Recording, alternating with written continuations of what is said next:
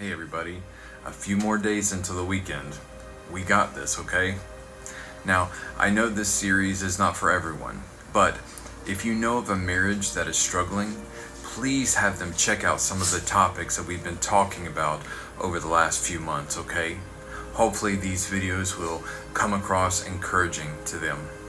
Okay, let's get back to it.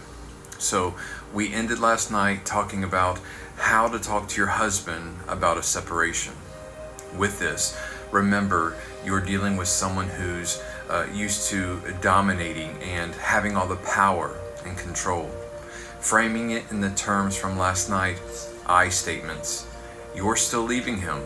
All the power and control over himself is removing yourself from that. But you're not telling him what to do. You're saying, if you don't want to change anything, that's fine, but I am responsible for my own self, and you've put me in a place where I have to protect my own heart from you. So here's what I'm doing. I think framing it like this helps him see that you're serious, especially if you have a plan in place of either getting him out or you moving out. Having that plan in place and actually following through with what you say you're going to do. It helps him to know you're serious without you telling him what he has to do.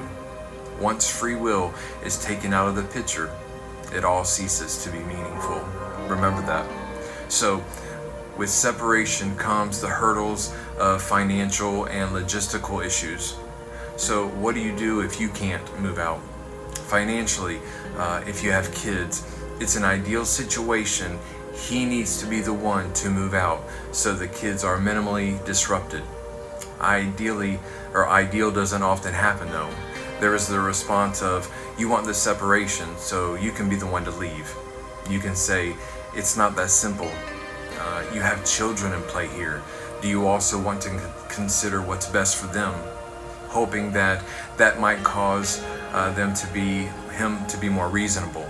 But there is no guarantee of that.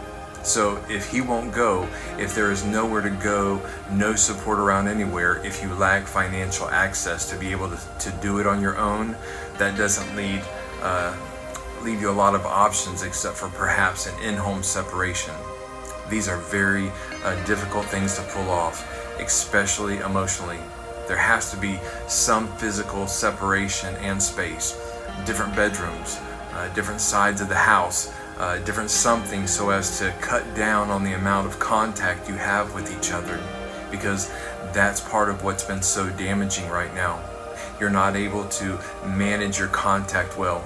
So even at home, you want to create separation, physical separation, but it's so hard because you are both still there. This makes an even greater press to negotiate well what the terms will look like, not just leaving this up to chance or we will figure this out as we go, but really start with a plan about along what lines, for what reasons are our lives going to intersect, how does this work, who gets what space, how does this work, how do we share the kids. Those sorts of things really have to be established up front. I believe that a man who says, you're the one who wants this separation, you go, when there are kids at home, that's him nailing his coffin shut.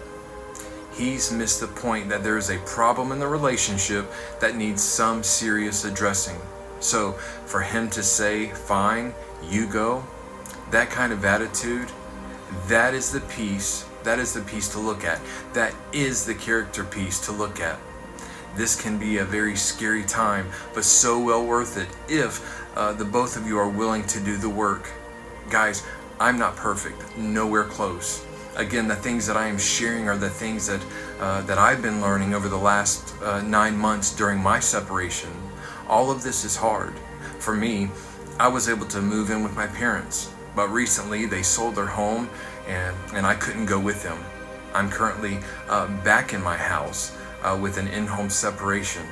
So this can be done. It all boils down to the humility inside of him. Guys, let's end here.